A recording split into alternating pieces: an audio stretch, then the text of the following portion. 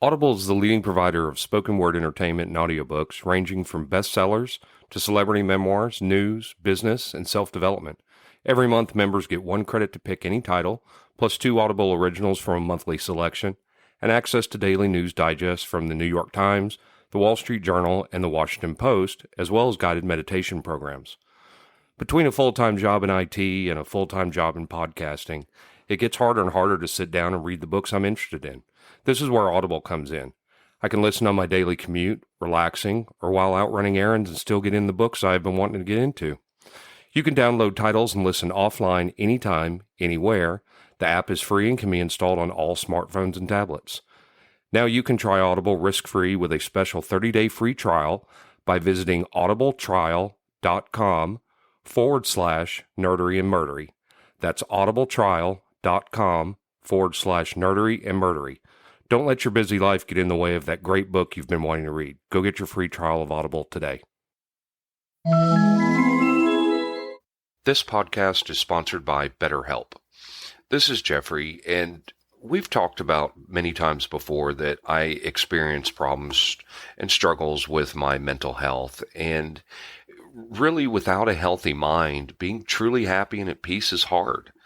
The good news is therapy does work. It's helped for me, but what is therapy exactly? It's whatever you want it to be. Maybe you're not feeling motivated right now and would like some tools to help. Or maybe you're feeling insecure in relationships at work, or you're not dealing well with stress. Whatever you need, it's really time to stop being ashamed of normal human struggles, and it's time to start feeling better because you deserve to be happy. And now you don't have to worry about finding an in-person therapist near you to help. BetterHelp is a customized online therapy that offers video, phone, and even live chat sessions with your therapist, so you don't have to see anyone on camera if you don't want to. It's much more affordable than in-person therapy, and you can start communicating with your therapist in under 48 hours. So join the millions of people who are seeing what online therapy is really about. It's always a good time to invest in yourself because you are your greatest asset. And there's a special offer to Nerdery and Murdery listeners. You can get 10% off your first month of professional therapy at betterhelp.com/nerdery and murdery. That's betterhelp.com/nerdery and murdery. Thanks again to BetterHelp for sponsoring this podcast. Battle of the Planets. G-Force. 5 incredible young people with superpowers. And watching over them from Center Neptune, 7 Zark 7. Watching, warning against surprise attack by alien galaxies from beyond space.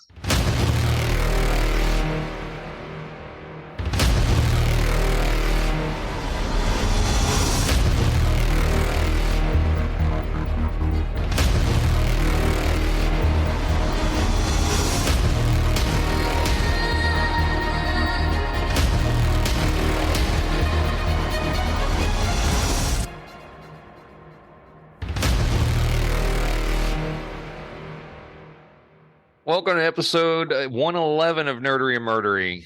Big 111. I'm Zig with your nerdery. And I'm Geoffrey with your murdery. Welcome to all you nerds and merds to another week of the highs and lows, the ups and the downs, the good and the bad. And with that, Zig, I'll let you take over the show. Thank you, sir. Battle of the Planets is an American adaptation of the Japanese anime series Science Ninja Team Gatchaman.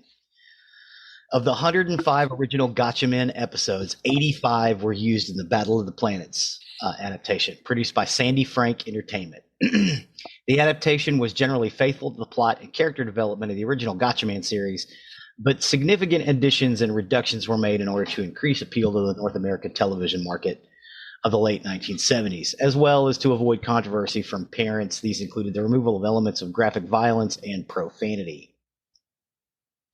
It was the most successful anime series in the United States during the 1970s, airing on 100 networks affiliates during after-school hours by 1979. As of June 2013, Sentai Filmworks have licensed the Gatchaman franchise.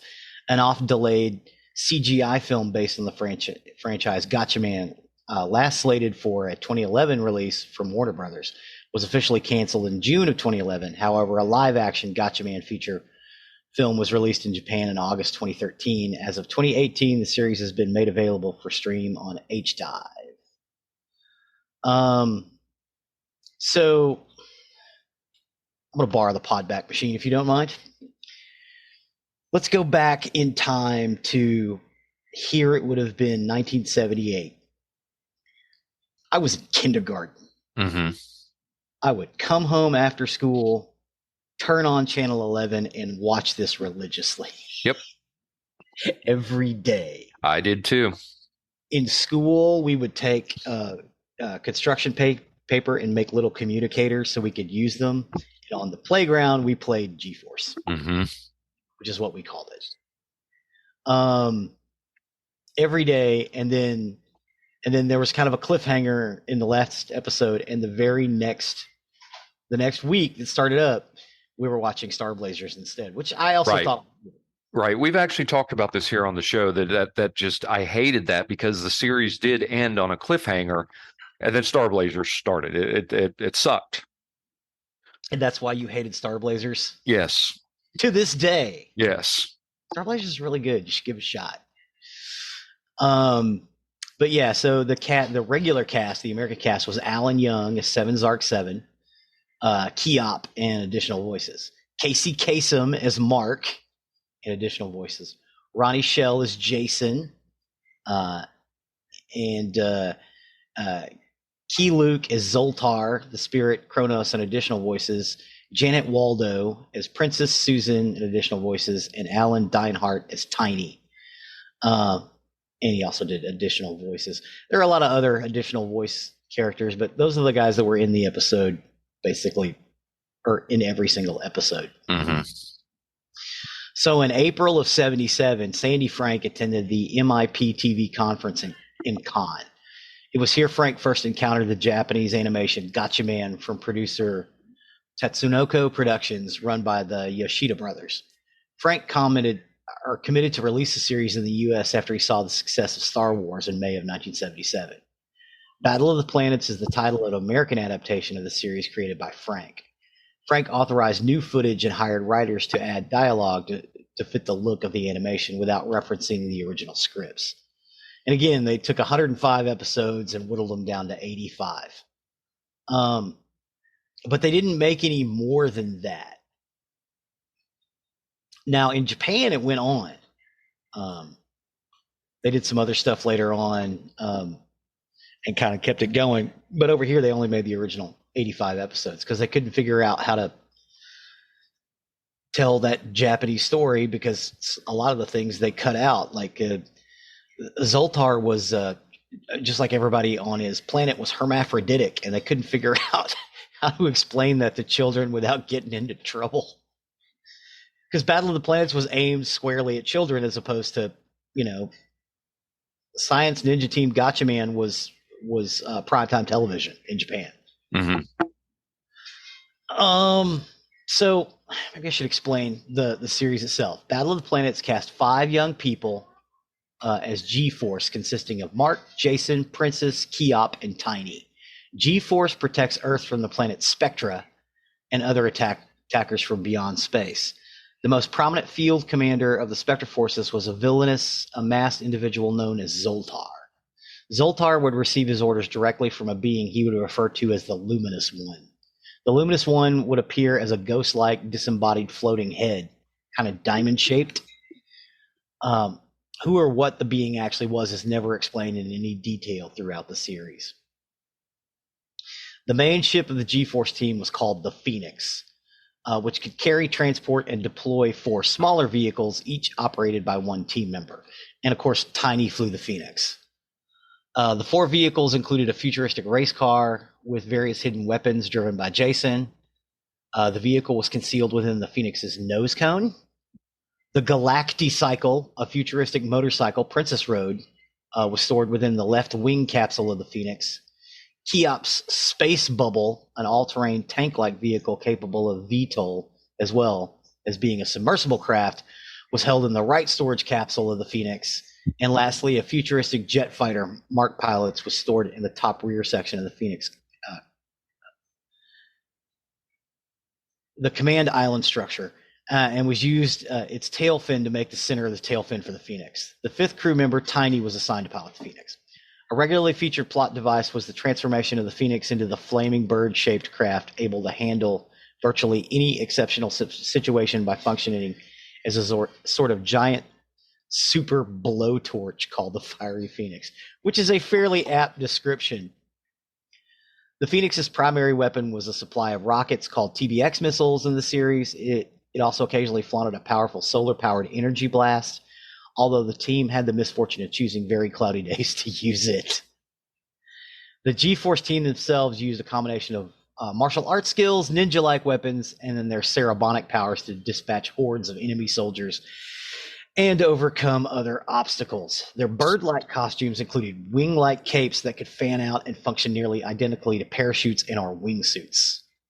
The only one that didn't have a ninja-like weapon was that Jason, which the one with the gun. Yeah, he had a gun. Yeah. And he would shoot people with it. Yes. The G-Force members stay in contact through a wristband communicator device, which also served as a way for them to change or transmute instantly into their G-Force costumes. And yeah, they look like birds. But they could fly or glide. And then they could also all get up on top of each other like a pyramid and spin around and make like a tornado. Yeah, it was weird, but it was a lot of fun. I mean, you know, when you were an elementary school kid, it was the best thing in the world. Right. But in '86, they actually reworked it in the U.S. as G-Force Guardians of Space by Ted Turner. And they added a bunch of the plot detail in, as well as the original score.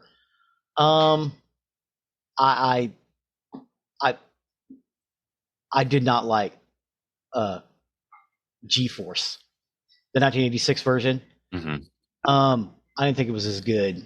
2 Japanese follow-up series, Gatchaman 2 and Gatchaman Fighter, were combined into 65 episodes and released as the Saban-produced show Eagle Riders. So if you ever see Eagle Riders, it's actually G-Force.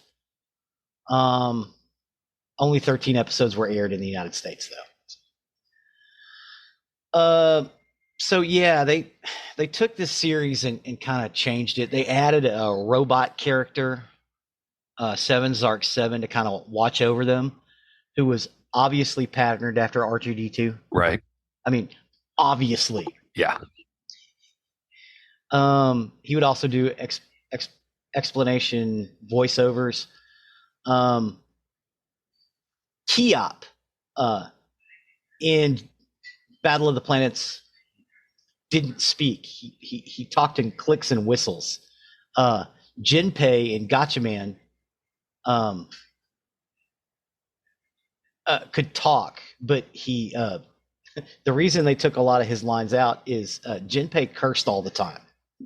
So they just made Kiop click and whistle, and the members of G-Force could understand him and would explain to the audience what he said, you know, by exposition. Zoltar had an unusual background due to the gender-changing mutant nature of the original Berg Cast character. Zoltar was called Berg Cast. Mm-hmm. Cast's female half was featured in Battle of the Planet, titled The Galaxy Girls, but was introduced as a separate character. Turns out the Latraz is actually Zoltar in the original series, which is why they look so much alike. Of course, they added the Seven Zark 7. But his personality style was that of C-3PO. So, you know, he was real friendly and nice. And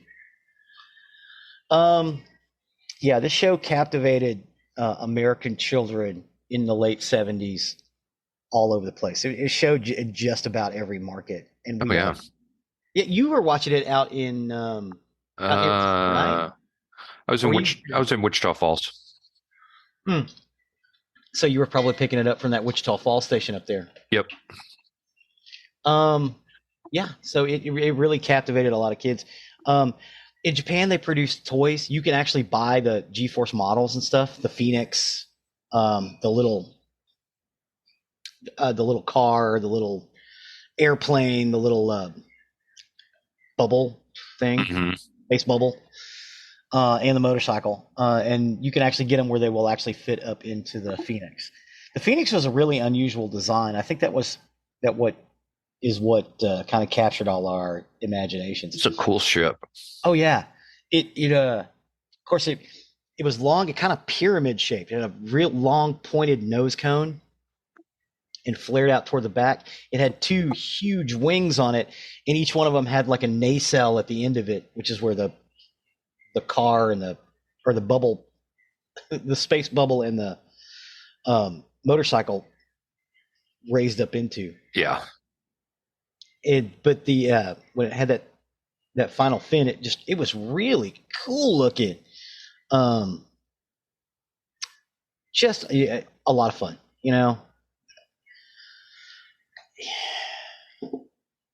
We all wanted to be those guys. Yeah. We really did. I wanted to be Mark. You wanted to be Mark. See, I wanted to be Jason. I thought Jason was the coolest. No, I wanted to be Mark. I wanted to be Jason because he had a race car and a gun. Matter of fact, I was playing G-Force one time, and the first episode, they go into a place and they cut this wire and rewire it up to open a door. I did that with my mom's sewing machine. I got in so much trouble. So much trouble. Ruined a pair of scissors. I used to rewire shit all the time. Yeah. I was able to fix it, and that sewing machine lasted another 20 years after that, so I guess it was all right. And they were like, "What were you doing?" I was like, "I was playing G-Force. I was rewiring the door." Well, don't play with electricity, son.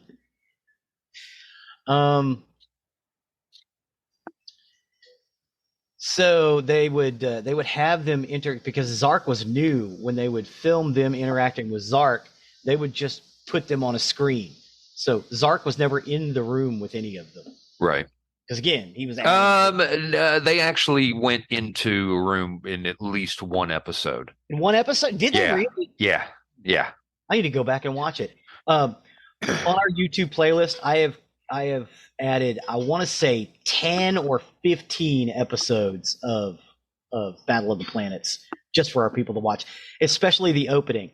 So the opening, they hired the guy that did Challenge of the Super Friends, which is why those two songs sound so similar. Right. For a long time, we all thought it was the same song. It's not. Hoyt Curtin is the guy they got to do that sound, but they were like, "Oh, hey, we want something like Challenge of the Super Friends." He's like, "Oh, here, use this," and yeah, it was almost yeah.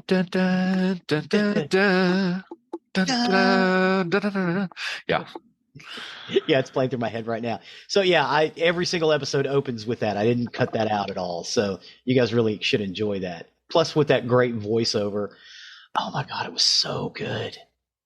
It's so much fun. And you can go back and watch it now. It still kind of holds up, believe it or not.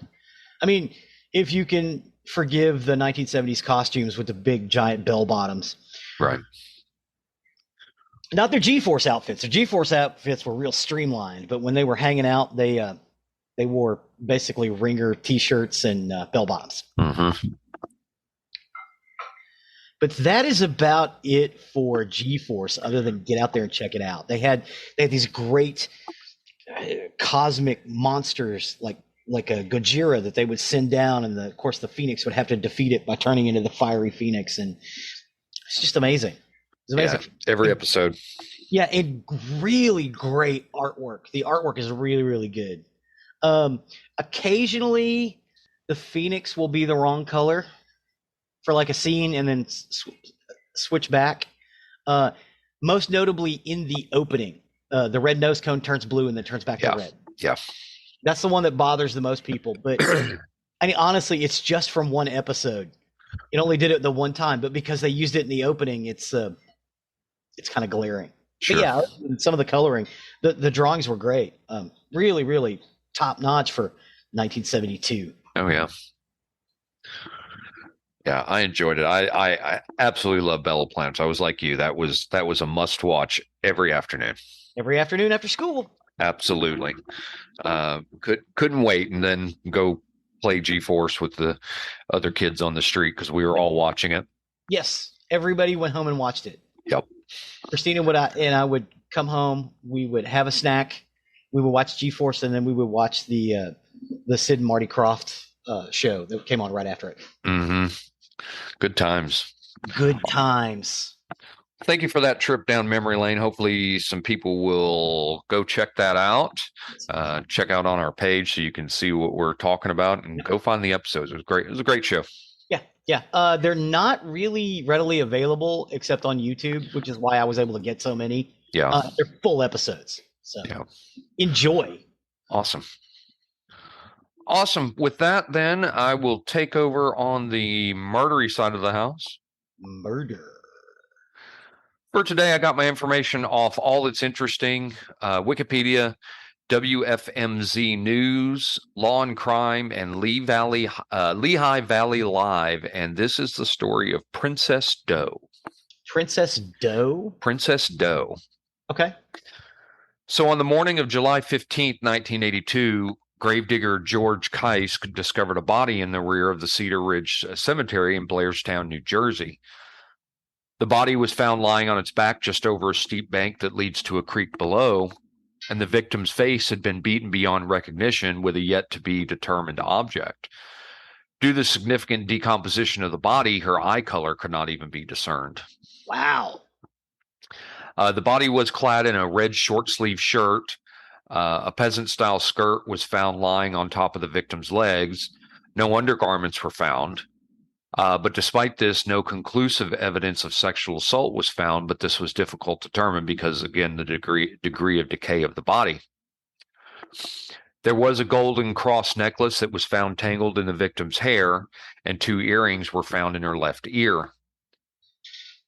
Red nail polish was found on the right hand only, and she had no surgical scars, distinct birthmarks, or tattoos. But again, scars or marks on the head and face area were hard to determine due to the condition of the body. The front 2 teeth were slightly darker than the other teeth, and the victim's appendix and tonsils were intact.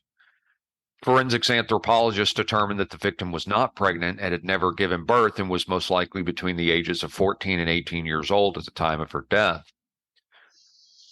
Toxicology did not reveal any traces of drugs, but was not entirely conclusive because of the time elapsed between the death and discovery of the body. It's believed the body was discovered after 2 or 3 days, or possibly even weeks, due of exposure to the elements, but this was especially difficult to determine because of the hot and humid weather in the area at the time. Examination indicated that the girl had attempted to fight back or defend from her attacker, as trauma to her hands and arms were observed. For many years, Princess Doe was thought to be Diane Janice Dye, a missing teenager from San Jose, California, who vanished on July 30th, 1979. This theory was propagated by several law enforcement officials in the state of New Jersey, who went as far as to hold a press conference identifying Diane Dye as Princess Doe. However, Lieutenant Eric Krantz, the Princess Doe case's original lead investigator, maintained that Diane Dye was not a viable candidate for Princess Doe's identity. Krantz's feelings were shared by Diane's family and investigators in California, who were particularly incensed by the conduct of New Jersey law enforcement. In 2003, Princess Doe's DNA was compared with the DNA sample from Diane's mother, Patricia, and it was conclusively determined that the Princess Doe was not Diane Dye. In 1999, evidence came to light that Arthur and Donna Kinlaw may have been involved in Princess Doe's murder.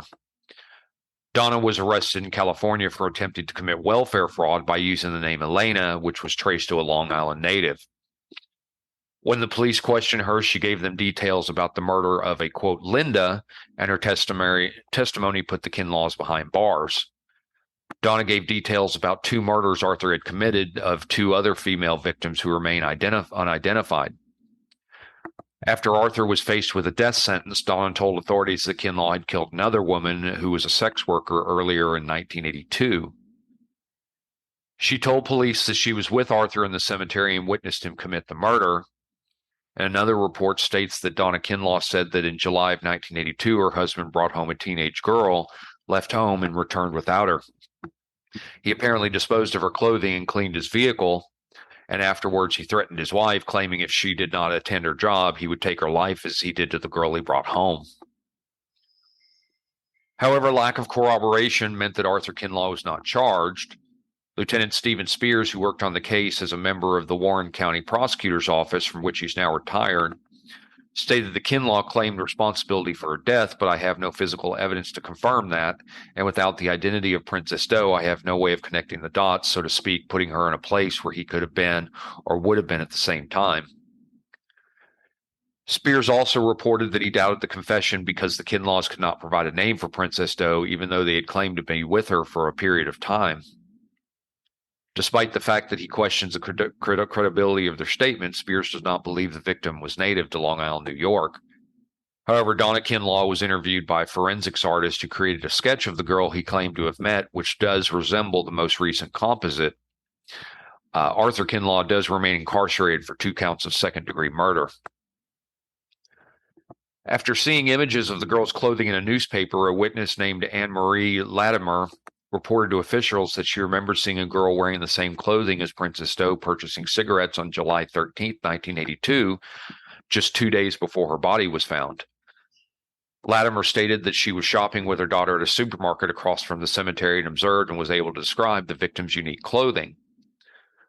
The shirt and skirt themselves were traced to a manufacturer in the Midwestern United States, although the brand labels were missing.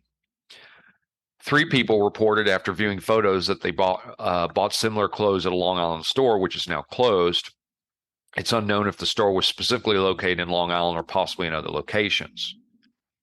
In 2012, composite of the victim also generated new tips as it resembled several missing girls from the county. Her body was re-exhumed in November 2020 using a grant, and she underwent DNA extraction for genetic genealogy. One theory was submitted that Princess Doe may have been a runaway and could have been an individual using false names while employed at a hotel in Ocean City, Maryland. In 2012, a sample of her hair and tooth were examined through isotope analysis and indicated that the victim was most likely born in the United States. The sample of her hair indicated that she had lived at least 7 to 10 months in the Midwestern or Northeastern United States. The tooth sample indicated she could possibly be from Arizona, and it's also believed that the girl spent a long period of time in Long Island, New York. DNA is fascinating. Yeah, there you could go. Especially the isotope studies. Like, okay, we know that this person lived in this area for a certain amount of time because of the amount of isotopes in their tooth. I know, just fascinating. Because that's what's in the water in this area. Yeah. Brilliant. Wild stuff. Brilliant. Technology is just wild. Yeah. After extensive print media coverage in 1982, Lieutenant Eric Krantz, who again was the original lead investigator from the Blairstown Police Department, was contacted by HBO regarding the Princess Doe case and asked if the channel could chronicle the case in an upcoming documentary entitled Missing. Krantz agreed, and the segment was filmed over the course of several weeks, and Krantz was shown following leads as they came in. The documentary was notable for containing actual footage of the recovery of Princess Doe's body, along with the footage shot by HBO of Princess Doe's 1983 funeral. Lieutenant Krantz, now retired, coined the name Princess Doe early in the investigation and also managed to get the case covered extensively in the media. He said, quote, "I got tired of writing the name Jane Doe," which he said in a profile from the time. "There's a million Jane Does. They're all in the cemetery, and they all have unmarked graves. I just wanted to give her some personality, some identity. That's why I named her Princess Doe." The case was also used as the impetus for recording unidentified crime victims in the NCIC database at the national level, and Princess Doe became the first such case entered by the FBI director. The case was featured on America's Most Wanted in 2012 in hopes to generate new information in the case. The same year, the most recent reconstruction was broadcast on CNN. Princess Doe was buried on January 22nd, 1983, after she had remained unidentified for over 5 months. Donated funds were used to pay for the victim's coffin and headstone, and the headstone was engraved with the text, "Princess Doe, missing from home, dead among strangers, remembered by all."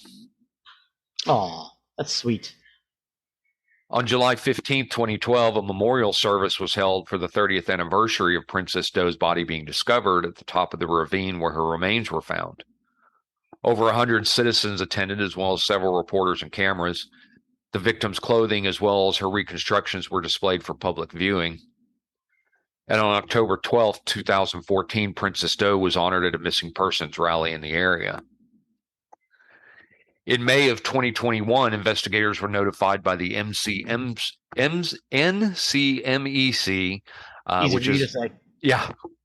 which is the National Center for Missing and Exploited Children, who were corroborating with Estrella Forensics about obtaining DNA markers from degraded samples of Princess Doe's body using a grant.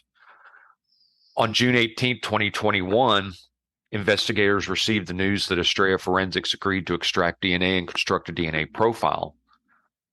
On February 10, 2022, Estrella Forensics relayed to investigators that the creation of a DNA file was successful.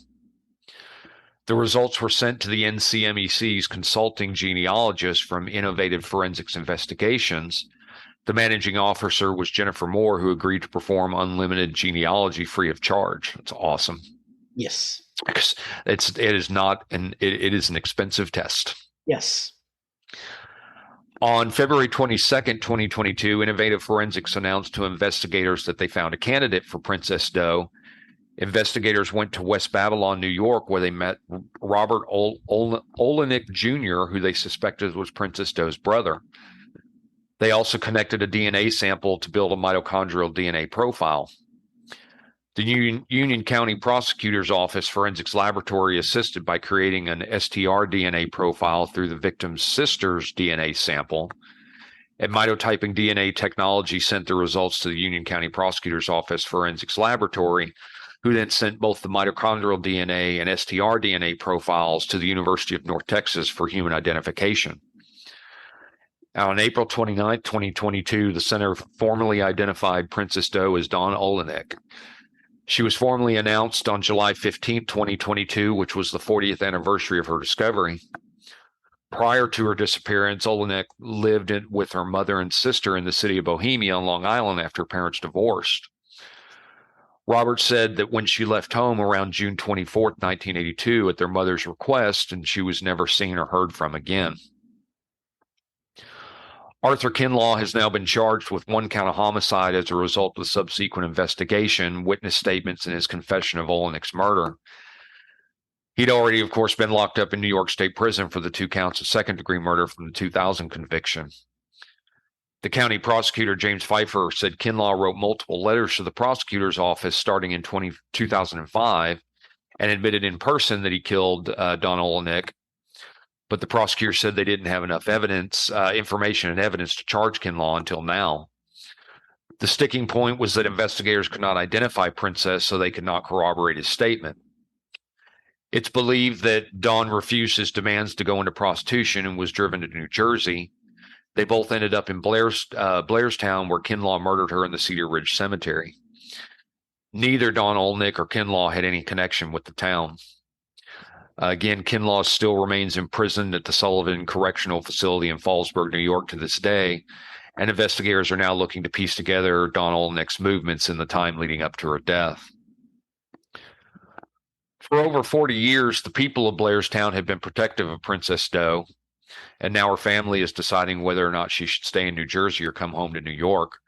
A cousin of Olenek spoke at a conference thanking investigators in the community for not giving up on the case. He said that the identification and charges have opened up a lot of wounds and the family wishes to remain private. And he said, "We miss her dearly." But in any case, investigators are relieved that Princess Doe has finally been identified. Eric Krantz, who again coined the Princess Doe nickname, has expressed his relief to Lehigh Valley Live. And he said, quote, "It's very nice to know she has a name." And that is the story of Princess Doe Dawn Olenek. Thank you very much for that. You bet. I'm glad that they got some closure on that. Yes. DNA is just fascinating. It's fascinating what we've been able to accomplish. And there's a lot of cases that are being solved because of it. Yeah. Well, and you think about it, we've really only had really, really good DNA stuff for the last 10, 15 years. That's about right. We may be approaching 20 now. Yeah, but it was just like the early 2000s. Like they could tell, they could tell basic stuff, but by the early 2000s, when they really got the sequence down, it's like, oh yeah, we could tell where they lived, where they grew up, who they're related to. Yep. Yep. Which is that's one of the reasons I'm surprised that they still haven't been able to solve that the Setagaya murder case. Oh, yeah. I'm really shocked that they haven't been able to do that, because they had so much that was left behind. Yeah. Just absolutely wild. So yeah, that's it. That's it for my story for this week, and that's the end of our show for this week. Thanks, sir. As always, you can find more information about the stuff we talk about on nerderymurdery.com, where you can find the links to everything that we discuss, plus pictures and sometimes videos as well. Mm-hmm. You can find the link to our merchandise page, where if you wish to show off your fandom for Nerdery Murdery, please do consider going there. It helps us, as well as our Patreon, which you can find there. If you wish to become a patron and help donate to the show, both the merchandise and the patrons do help us with the costs that are involved. As they say on Two Geeks and a Microphone, it does not help with the cost of our Lamborghinis. Yes, we do not have Lamborghinis. No. Please and thank you. No, I have a Kia. So, but I love my car. Yes.